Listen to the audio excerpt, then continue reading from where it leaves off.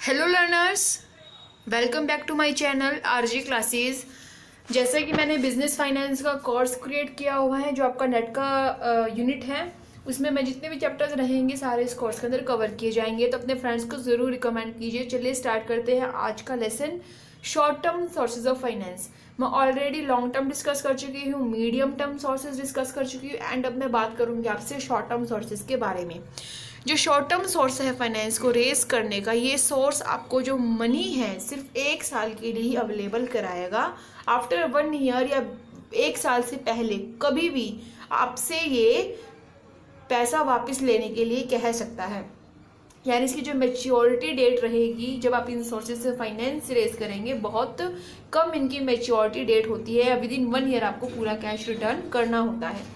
देखिए, कंपनी इस तरह का फाइनेंस क्यों उठाती है, short term financial requirements company की क्या होती है जब कंपनी को इन सोर्सेज के थ्रू पैसा उठाना पड़ता है। देखिए, जो वर्किंग कैपिटल रिक्वायरमेंट्स जो हो गई कंपनी की, डेली के एक्सपेंसेस मीट करने की के लिए कंपनी को पैसा चाहिए हो, अचानक से रॉ मटेरियल के प्राइसेस इंक्रीज हो गए, तो ये जितनी भी रिक्वायरमेंट्स आप समझ रहे हो ये सारी हमारी शॉर्ट टर्म फाइनेंशियल रिक्वायरमेंट्स में आती है and company short term sources की हेल्प से अपनी इस रिक्वायरमेंट को पूरा करती है। अब इन रिक्वायरमेंट्स को पूरा करने के लिए कंपनी थोड़े ना 20 लाख रुपए का लोन उठाएगी, है ना। कंपनी बहुत छोटा लोन उठाएगी, बहुत थोड़े से, मतलब बहुत ऐसे सोर्सेज से पैसा उठाएगी जो शॉर्ट टर्म लोन्स उन्हें देता हो। तो इसके लिए क्या कंपनी बड़े बैंक को अप्रोच करेगी, या इन द सेंस कहने का मतलब मेरा ये भी है कि क्या कंपनीज अपने डेली के एक्सपेंसेस को मीटअप करने के लिए क्या डिबेंचर्स इशू करेगी, इक्विटीज इशू करेगी, ऐसा तो नहीं है। ठीक है, तो कंपनीज अपनी शॉर्ट टर्म फाइनेंशियल रिक्वायरमेंट को पूरा करने के लिए शॉर्ट टर्म सोर्सेज को ही रेफर करेगी। तो ये शॉर्ट टर्म सोर्सेज को 2 पार्ट्स में बांटा गया है। ठीक है, फर्स्ट आता है हमारा bank source and another one is non bank source. Bank source का मतलब वो सोर्स जब कंपनीज बैंक्स को अप्रोच करके शॉर्ट टर्म लोन्स को लेगी। ठीक है, जो कमर्शियल बैंक है बहुत इंपॉर्टेंट सोर्स है, शॉर्ट टर्म फाइनेंस प्रोवाइड कराती है कंपनी को। ये जो फाइनेंस प्रोवाइड कराती है कंपनीज को स्पेसिफिक रिक्वायरमेंट को ध्यान में रख के प्रोवाइड कराती है। हर बैंक के अलग अलग फॉर्म्स हैं जो शॉर्ट टर्म फाइनेंस प्रोवाइड करते हैं कंपनीज को। देखिए, सबसे पहले आता है कैश क्रेडिट। कैश क्रेडिट एक ऐसी अरेंजमेंट है जिसमें बरोवर को परमिशन दे दी जाती है। बरोवर का मतलब जो पैसा उधार पर ले रहा है, यहाँ पर आप कंपनी समझ सकते हैं कि कंपनी की बात कर रहे हैं कि कंपनी किन किन सोर्सेज से पैसा रेज करती है। तो जो कंपनी है उसको परमिशन दे दी जाती है कि वे बैंक से एक सर्टेन लिमिट तक के लिए पैसा विड्रॉ कर सकती है।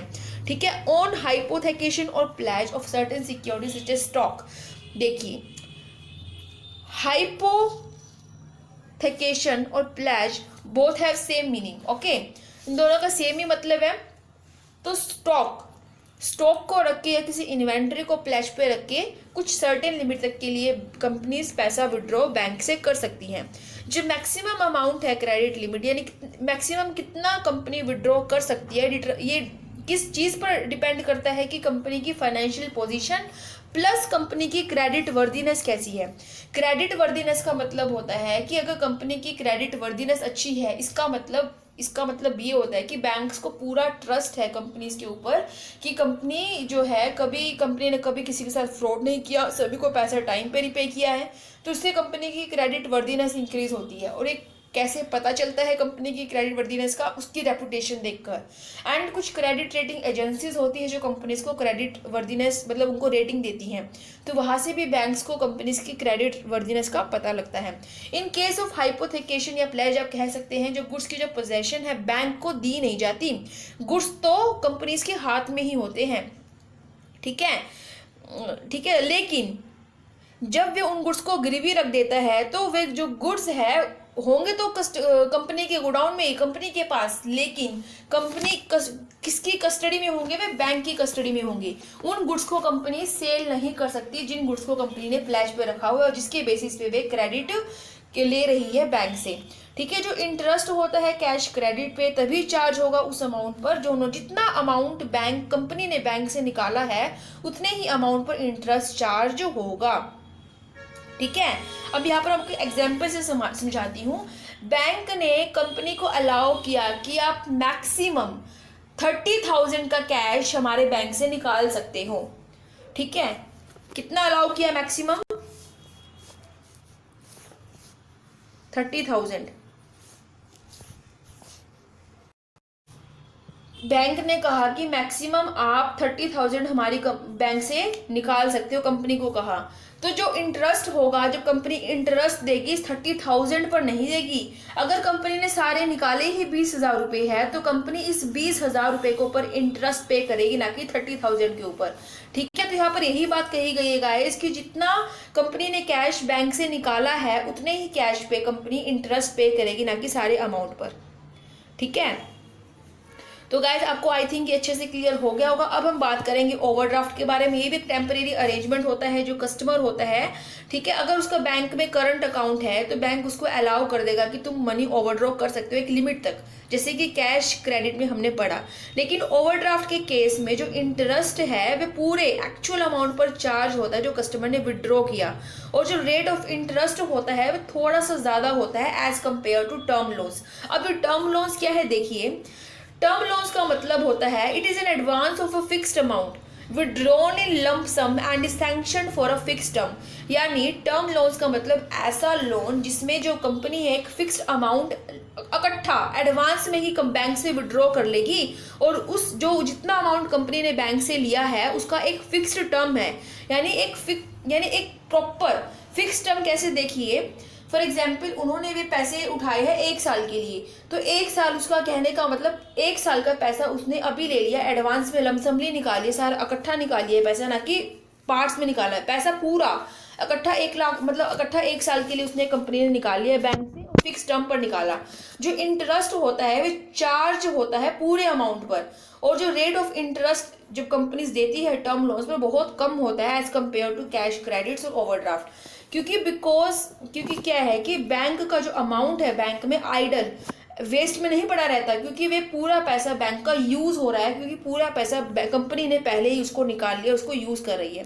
जो बिजनेसमैन होते हैं वे ज्यादा प्रेफर करते हैं कैश क्रेडिट लेना as compare to term loan, क्योंकि जो रेट है इंटरेस्ट का चाहे बेशक से ज्यादा हो कैश क्रेडिट का, लेकिन दे कंसिडर इट इनकन्वीनियंट।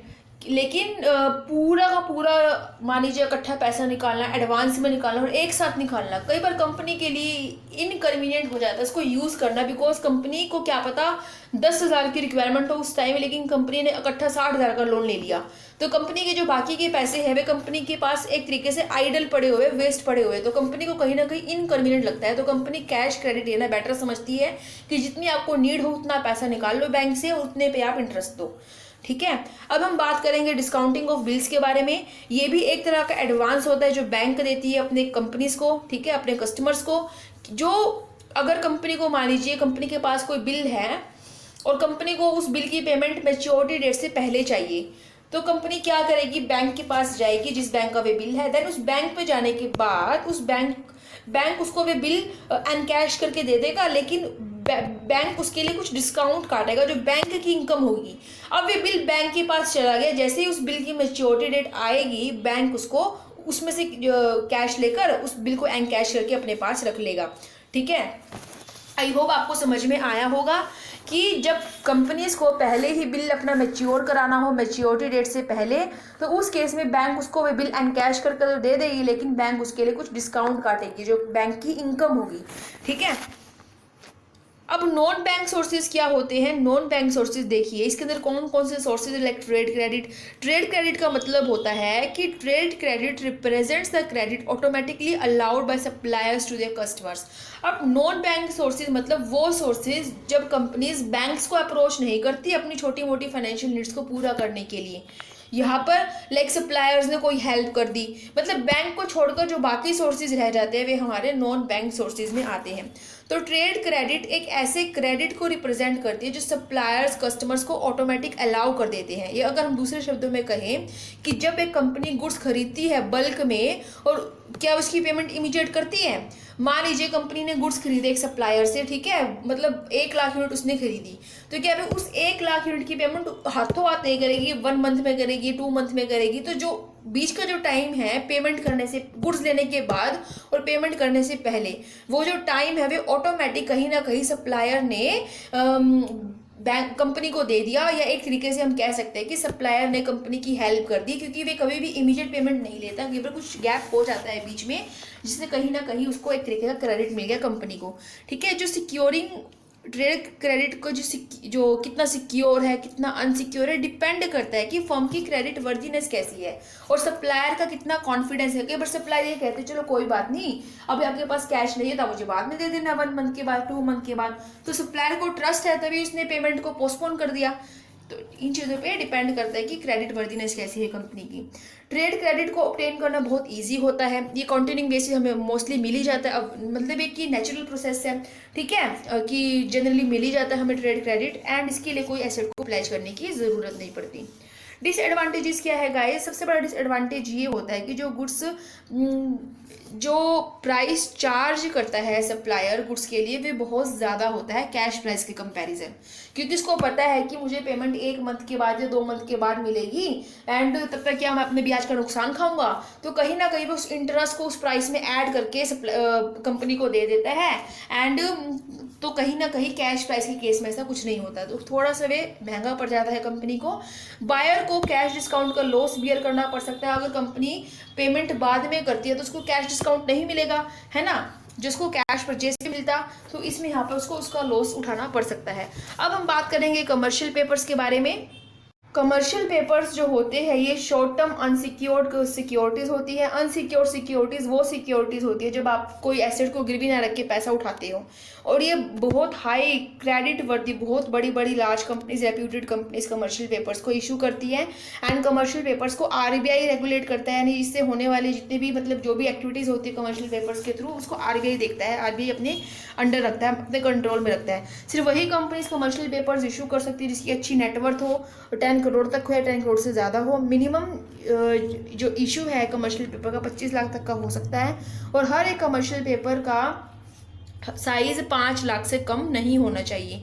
ठीक है, जब कमर्शियल पेपर्स कंपनीज इशू करती है, बड़ी बड़ी कंपनीज, तो वे 15 दिन के लिए भी इशू कर सकती है या फिर 1 साल के लिए भी इशू कर सकती है, यानी 15 दिन से लेके 1 साल तक के बीच में कमर्शियल पेपर्स का जो इशू है वे रेंज करता है। ये सबसे चीपर सोर्स है शॉर्ट टर्म फाइनेंस का as compare to bank credit, क्योंकि बैंक क्रेडिट में हमें बहुत हैवी इंटरेस्ट पे करना पड़ता है। ठीक है, बहुत यूजफुल। अगर मान लीजिए आपको बैंक से क्रेडिट नहीं मिल पा रहा तो उस केस में सबसे बेस्ट है अगर आप कमर्शियल पेपर्स ले लेते हो। लिमिटेशंस क्या है कि ये सिर्फ बड़ी बड़ी फाइनेंशियली साउंड कंपनीज इसको यूज़ कर सकती है, शॉर्ट कंपनीज को ये मौका नहीं मिलता, स्मॉल कंपनीज को कि इसका बेनिफिट ले। कमर्शियल पेपर्स को रिडीम नहीं किया जा सकता डेट से पहले, चाहे आपके पास कितना ही सरप्लस फंड क्यों ना पड़ा हो, आप कमर्शियल पेपर्स को मतलब रिडीम नहीं कर सकते उसकी मैच्योरिटी डेट आने से पहले। जो कमर्शियल पेपर्स की मैच्योरिटी डेट होती है उसको हम एक्सटेंड भी नहीं कर सकते। अगर एक कंपनी फाइनेंशियल डिफिकल्टीज को इशू करती है तो उस केस में कंपनीज कमर्शियल पेपर की मैच्योरिटी डेट को एक्सटेंड नहीं कर सकती। जब इसकी ड्यू डेट आएगी तब कंपनीज को इसकी पेमेंट करनी ही होगी। एडवांसेस फ्रॉम कस्टमर्स, ये तीसरा सोर्स है नॉन बैंक सोर्स जिससे company short term finance raise करती है। Manufacturers whose products are in great demand usually demand advance money from their customers and agents at the time of accepting their orders. देखिए, जिन manufacturers के products बहुत ज़्यादा demand में हैं तो कई बार वो क्या करते हैं, एजेंट्स या कस्टमर से पैसे पहले, ऑर्डर्स पहले ही एक्सेप्ट करने लग जाते हैं और उनसे पैसे पहले ही एडवांस में लेने लग जाते हैं। तो उसी को हम क्या कहते हैं कि जब कस्टमर से एडवांस लिया जाता है। ये जो एडवांस होता है एक फिक्स्ड परसेंटेज पे होता है, ठीक है, एंड जो एडवांस होता है ये कहीं ना कहीं एक पार्ट ही तो है गुड्स के प्राइस का। फॉर एग्जाम्पल, आपने एक सप्लायर को ऑर्डर दिया कि मुझे इतने प्रोडक्ट्स चाहिए, ठीक है, तो आपने उसको एडवांस में पेमेंट कर दी, तो पेमेंट तो आप जो पेमेंट करोगे वो गुड्स के प्राइस के अकॉर्डिंग तो पेमेंट करोगे, तो पार्ट तो उस प्राइस का तो हुआ वे, ठीक है। और क्या आप उसको कोई इंटरेस्ट दोगे? बिल्कुल भी नहीं दोगे। तो कहीं ना कहीं क्या हो जाता है, कंपनी को थोड़ा एडवांस मिल जाता है कस्टमर से विदाउट एनी इंटरेस्ट। एक्रीव्ड एक्सपेंसिस क्या है? अब ये होते हैं, एक्रूड का मतलब होता है आउटस्टैंडिंग एक्सपेंसेस, मतलब कंपनीज ने खर्चे कर दिए लेकिन कंपनी ने अभी तक उन खर्चों को चुकाया नहीं, अभी वे खर्चा बकाया है कंपनी के पास, कंपनी ने कोई पेमेंट नहीं करी, तो कहीं ना कहीं कंपनी को थोड़ी सी फाइनेंशियल हेल्प मिल जाती है। आप इंडायरेक्ट सोचो इस चीज को कि अगर आपने कोई खर्चा किया है लेकिन आपने अभी तक, कहने का मतलब, ठीक है, तो उसने खर्चे तो कर दिए लेकिन पेमेंट नहीं करी, तो कंपनी ने मतलब उसका सर्विसेज तो पहले ही ले ली बट खर्चे नहीं, पेमेंट नहीं करी, ठीक है। तो यानी कंपनी ने कोई, फॉर एग्जांपल कंपनी ने को गुड्स कस्टमर्स तक पहुंचाने थे, कंपनी ने अच्छा खर्चा कर दिया, सब कुछ कर दिया, सर्विसेज प्रोवाइड कर दी, ठीक है, लेकिन कंपनी ने अभी तक कोई पेमेंट नहीं करी किसी भी तरह की। कंपनी को सारी सर्विसेज मिल गई, ठीक है, उसके पास गुड्स पहुंच गए, लेकिन कंपनी ने कोई पेमेंट नहीं करी, कंपनी को पेमेंट अभी करनी बाकी है।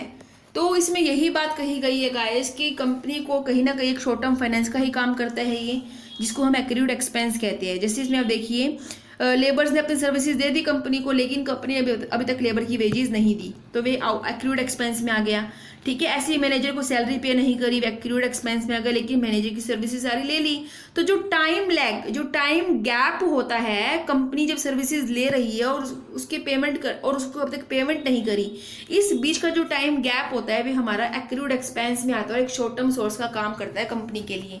मिसलेनियस सोर्सेज, ऐसे और बहुत सारे सोर्सेज जिससे कंपनी शॉर्ट टर्म फाइनेंस लेती है। जैसे फॉर एग्जाम्पल इसमें हो गया कि डायरेक्टर से लोन ले लिया, इंडिजीनियस बैंकर्स हो गए, इंटर कॉर्पोरेट डिपॉजिट्स हो गए, ऐसे बहुत सारे सोर्सेज होते हैं जिससे कंपनीज पैसा उठाती है शॉर्ट टर्म पीरियड के लिए, ठीक है। तो गाइज आज के लिए सिर्फ इतना ही। अगर आपको आज का ये वीडियो अच्छा लगा तो अपना लाइक ज़रूर दीजिए, आपके लाइक मुझे बहुत मोटिवेट करेंगे। एंड इस वीडियो को अपने फ्रेंड्स के साथ ज़रूर शेयर कीजिए एंड चैनल को सब्सक्राइब करना बिल्कुल भी मत भूलिए गाइज, बिकॉज जब आप सब्सक्राइब करेंगे तो आपको बहुत अच्छा कंटेंट मिलेगा। आप सब्सक्राइब करें या ना करें वैसे आपका डिसीजन है, बट मेरी पूरी कोशिश रहेगी कि जो हमारी बॉन्डिंग है वो बहुत स्ट्रॉन्ग हो और हर वीडियो में आपको एक अच्छा कंटेंट प्रोवाइड कर सकूं। तो सब्सक्राइब के साथ बेल आइकन को ज़रूर प्रेस कीजिए। So thank you for watching this video, take care and bye bye.